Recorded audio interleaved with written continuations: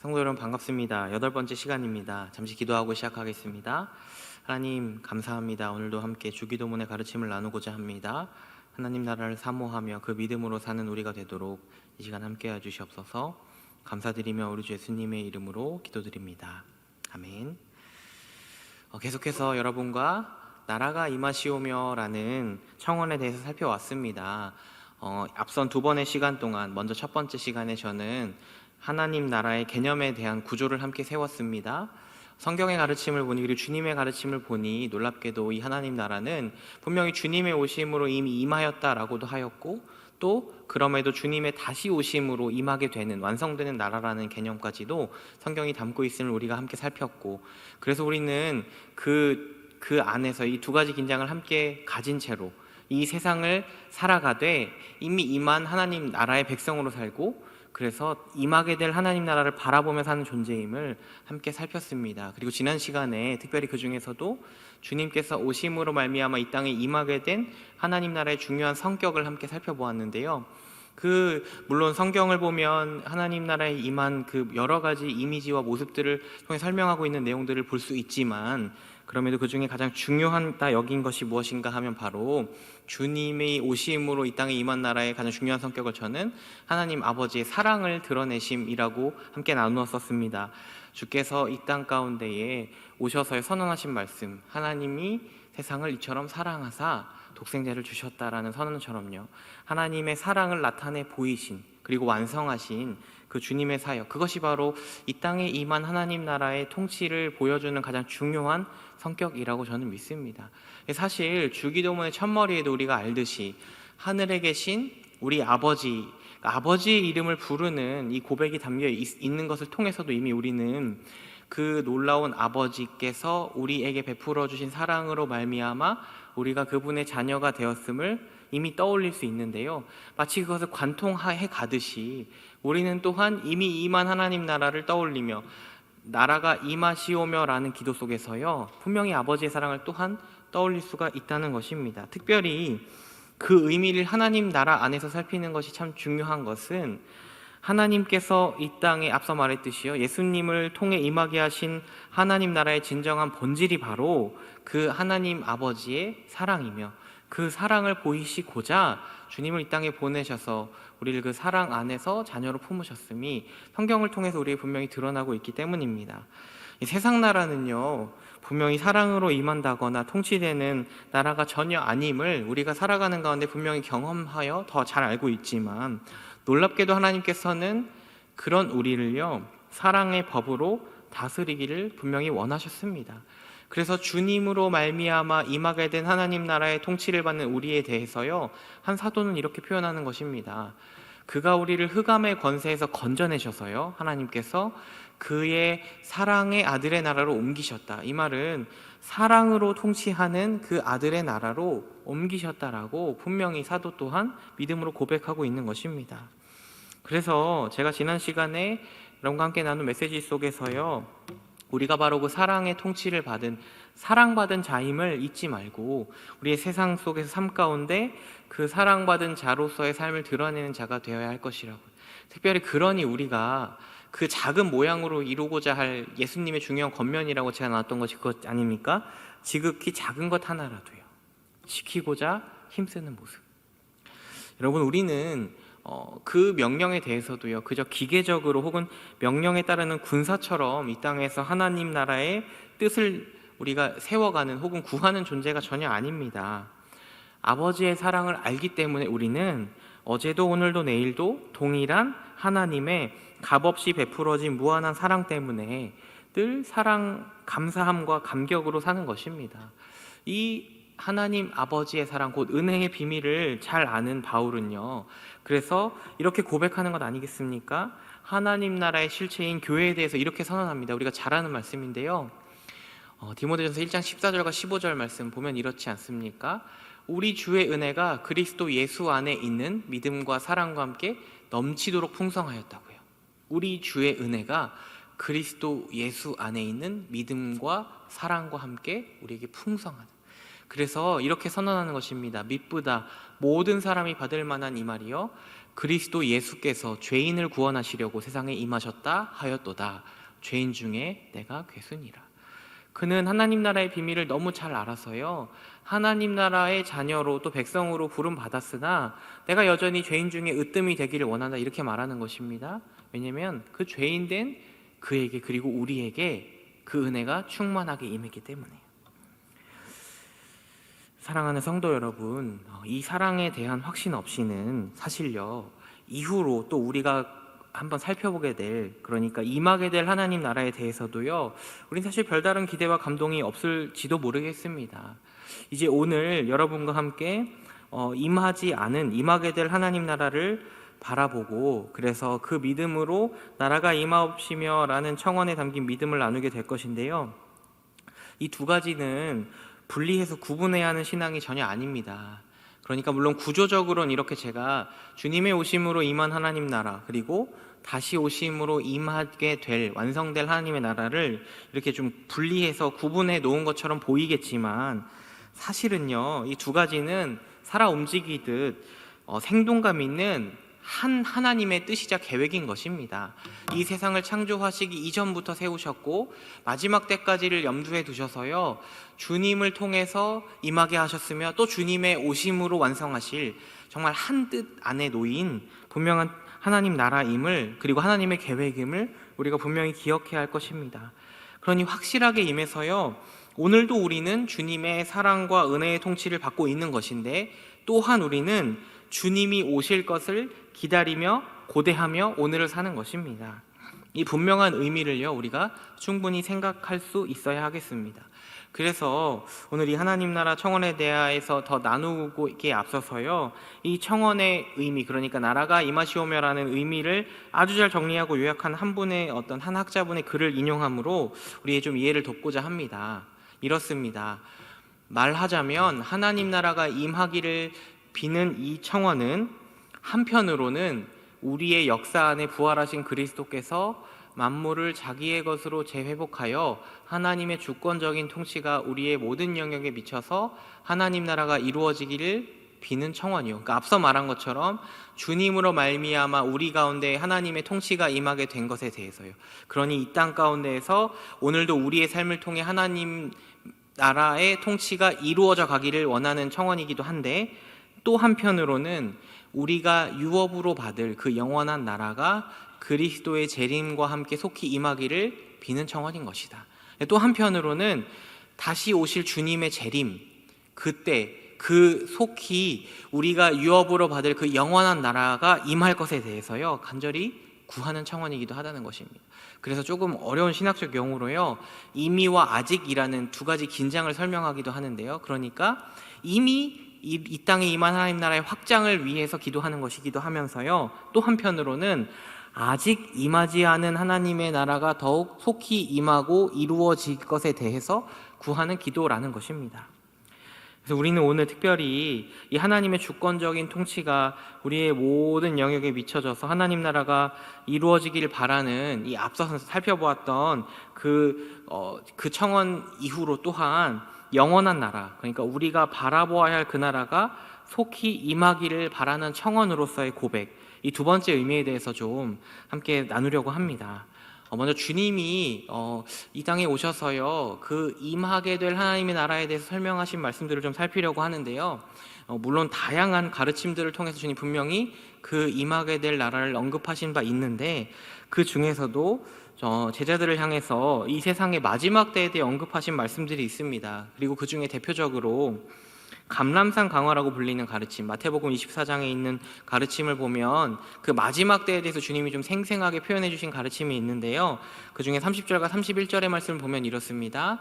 그때에 땅의 모든 족속들이 통곡하며 그들이 인자가 구름을 타고 능력과 큰 영광으로 오는 것을 보리라. 그러니까 마지막 때, 그때에 주님께서 분명히 구름을 타고 능력과 큰 영광으로 오게 되신다는 걸 선언하시는 것이죠.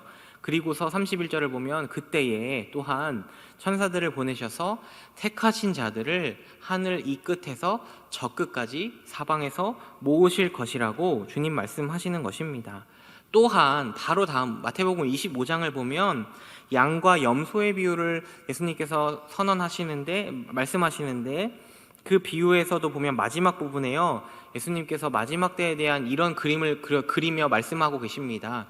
31절부터 34절에 있는 말씀 중에요, 저기 굵은 또 색이 좀 다르게 되어 있는 부분들만 보자면 31절 말씀에 보면 인자가 자기 영광으로 모든 천사와 함께 올 때에 자기 영광의 보좌에 앉으리니 이렇게 말씀하시고, 또 34절을 보면 오른편에 있는 자들, 33절에 양은 오른편에 이렇게 말씀하셨는데 그 오른편에 있는 자들에게 이르시되 내 아버지께 복받을 자들이여 나와 창세로부터 너희를 위하여 예비된 나라를 상속받으라. 그러니까 그 마지막 때요, 주님 오시는데 오시고 나서 하나님 아버지께 복을 받을 자들에게 대해서 어떻게 선언하시는 거냐면 창세로부터 예비됐던 나라, 그 유업을 상속받으라 이렇게 말씀하신다는 것입니다. 그러니까 마지막 때 분명히 주님의 오심으로요 심판이 있을 것이고 하나님 나라에 속한 자들에게는 예비된 나라 상속 분명히 있다 이렇게 말씀하시는 것입니다.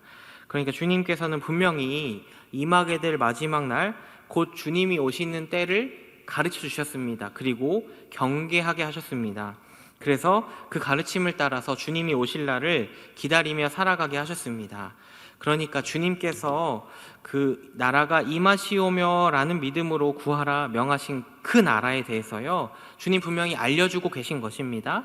주님이 오시는 그날, 바로 그날을 기대하고 기다리며 사는 것이라고요.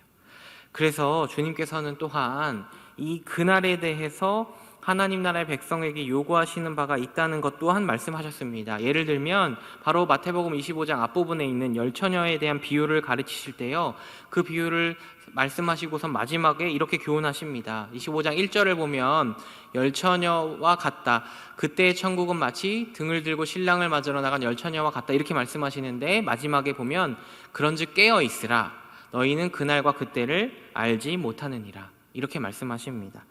깨어 있으라. 우리가 이 비유를 알듯 신랑을 맞으러 나간 처녀들 중에 준비된 여인들만이 혼인잔치에 들어갔듯 우리가 그 날을 기다리며 그냥 기다리는 게 아니고요 분명히 깨어 있어야 할 것에 대해서 경계하고 계시는 것입니다. 여러분, 그렇다면 우리 이런 질문 던져봐야 하지 않겠습니까? 우리는 어떻게 깨어 있어야 하겠습니까? 다양한 대답이 되겠지만요 그 깨어있음의 첫 번째 살아있는 가르침이자 증거가 바로요 우리가 살펴보고 있는 이 주기도문인 것입니다. 주님께서 이렇게 말씀하시지 않습니까? 당신의 나라가 임하시오며 라고 기도하라고요. 하나님 나라 백성을 위한 그 교훈 속에서, 그 산상수훈 속에서도 주님은 분명히 하나님 나라가 임하실 것을 구하며 또 그 기도를 통해서 계속 깨어있으며 시대를 분별하도록 우리에게 교훈해 주신 것입니다. 그래서 이 기도가 참 의미가 있습니다. 사실은 이 기도, 그러니까 이 주기도문의 구조 속에서도 당신의 나라가 임하시오며 라고 하는 부분 앞에서도요 우리는 이미 하나님에게 온전히 집중하게 됩니다. 그분의 이름을 부르고 그분의 거룩히 여김 받으실 것을 구하면서요. 근데 더욱 이후로 이 당신의 나라가 임하시오며 라는 청원 이후로의 모든 청원의 본질적인 근거는 바로 이 하나님 나라에 있습니다. 이미 하나님 나라의 통치를 받으며 오늘을 살아가는 우리, 그래서 다시 오실 주님을 맞이할 준비를 하며 살아가는 우리가요 어떻게 기도하며 믿으며 살아가야 할지를 이 주기도문의 그 기도의 청원들을 통해서 주님이 가르쳐 주시고 계신 것입니다. 사랑하는 성도 여러분, 우리의 삶의 목적과 의미가 여기에 있습니다. 이 방향성을, 그리고 그러니까 그 주님이 다시 오실 그 임하게 될 나라를 바라보며 나아가는 이 방향성을 우리가 분명히 알아야 될 것인데, 그 방향에 근거해서요 우리가 서 있는 바로 저 지점을 바르게 파악하지 못한다면 우리는 분명히 세상이 주는 오해에 쉽게 휩쓸리게 될 것입니다. 그래서 주님뿐만이 아니고요 주님 이후로 사도들 또한 그 주님의 가르침 본받아서요 이 마지막 때를, 주님 오실 그날을 기다리는 이 마지막 때를 살아가는 성도들을 위해서요 참 많은 권면들을 하고 있습니다. 아주 대표적으로 베드로 사도가요 성도의 삶을 정말로 정확하게 묘사하여서 성도로 하여금 깨어있게 하는 말씀들을 우리에게 주고 있습니다. 특별히 무엇보다 베드로 사도는요, 베드로전서 1장의 말씀을 앞부분을 보면 성도가 기다릴 것이 무엇인지를 아주 정확하고 생생하게 설명하고 있습니다. 3절과 4절을 보면 우리를 거듭나게 하사 살아있는 소망이 우리에게 있게 하셨다고 말하고요, 그것을 조금 더 부언하여서 4절을 보면 썩지 않고 더럽지 않고 쇠하지 아니하는 유업을 있게 하셨나니 곧 하늘에 간직한 그 유업을 우리에게 주셨다, 이렇게 말씀하는 것입니다. 우리에게 얼마나 놀라운 소망이, 우리에게 얼마나 놀라운 하나님의 것이 주어지는지 분명히 선언하는 것이죠. 그리고 사도는 그것을 기다리는 성도의 삶을 이렇게 묘사합니다. 13절의 말씀인데요, 그러므로 너희 마음의 허리를 동이고 근신하여 예수 그리스도께서 나타나실 때에 너희에게 가져다 주실 은혜를 온전히 바랄지어다. 저는 이 한 절 말씀에 성도의 삶의 여정이 정말로 상세하게 묘사되어 있다고 믿습니다. 마치 여행길을 떠나는 한 나그네가의 옷매무새를 정비하듯이 우리에게 비유적으로 마음의 허리를 동이라 명합니다. 당시의 옷을 개념을 보자면 허리의 춤을 이렇게 다시 정비하라는 거겠죠. 근데 그 여행길이 언제까지인가 하면 바로 예수 그리스도께서 나타나실 때까지, 바로 그때까지 살아가야 하는 삶의 여행길인 것입니다. 그래서 그날까지요, 어떻게 사냐면 근신함으로 살아가라, 이렇게 말하는 것입니다. 이 근신하는 삶이 무엇인지에 대해서 분명히 주님께서도 가르쳐 주셨고요, 사도들도요, 우리가 알고 있는 신약의 교회를 향한 여러 편지들을 통해 알듯이 주어진 삶을 살아가던 성도들의 삶의 현장에 맞게 이 근신함이 무엇인지를 해석하며 풀어주는 말씀들을 우리가 신약의 말씀들 속에서 보지 않습니까? 사도 바울도요, 이와 유사한 표현합니다. 골로새서 말씀에 보면 우리가 앞서 인용한 바 있지만 분명히 그는 성도에게 베풀어진 하나님 나라의 통치를 이렇게 묘사합니다. 그가 우리를 흑암의 권세에서 건져내사 그의 사랑의 아들의 나라로 옮기셨다고요. 그리고 그 믿음을 가진 너희라면 이렇게 살라고 그는 3장에 분명히 권면합니다. 3장 1절을 보면 그러므로 너희가 그리스도와 함께 다시 살리심을 받았으면 이제는 위의 것을 찾으라 말합니다. 거기에는 바로 그리스도께서 하나님 우편에 앉아 계시니까요. 그래서 4절을 보면 우리의 생명이신 그리스도께서 나타나실 그때에 너희도 그와 함께 영광 중에 나타나리라, 이렇게 선언합니다. 이 진리가 얼마나 참됩니까? 위의 것, 하늘에 계셔서 다시 오실 주님, 그 주님이 보이신 모든 참된 본에 걸맞는 삶을 살라, 이렇게 권면하는 것입니다. 그것이 바로 바울이 말하는 기다림, 깨어있음, 또 어떤 면에서 보면 베드로 사도가 말한 근신함과 같은 맥락 속에서 그가 전하고 있는 권면인 것입니다. 사랑하는 성도 여러분, 그러니 이제 이와 같은 전반적 이해에 서서요, 우리는 우리의 신앙을 분명히 점검해 보아야 할 것입니다. 여러분께서는 주님의 오심을 기다리는, 그래서 그 기다림 속에 깨어있음과 준비됨, 그 모습들이 분명히 담겨 있습니까? 우리는 분명히 이 질문 앞에 서야 할 것입니다. 물론 그와 같은 중요한 믿음의 모습들에 대해서요, 우리 주기도문의 고백에도 분명히 그 내용들, 청원들 속에서도 분명히 담겨 있기 때문에 점검할 것이지만, 여러분, 우리가 오늘 이 청원의 말씀 앞에 섰을 때요, 정말 주님이 오실 것에 대해서 믿고 신뢰하며 또 고대하고 있는지 돌아보기를 원합니다.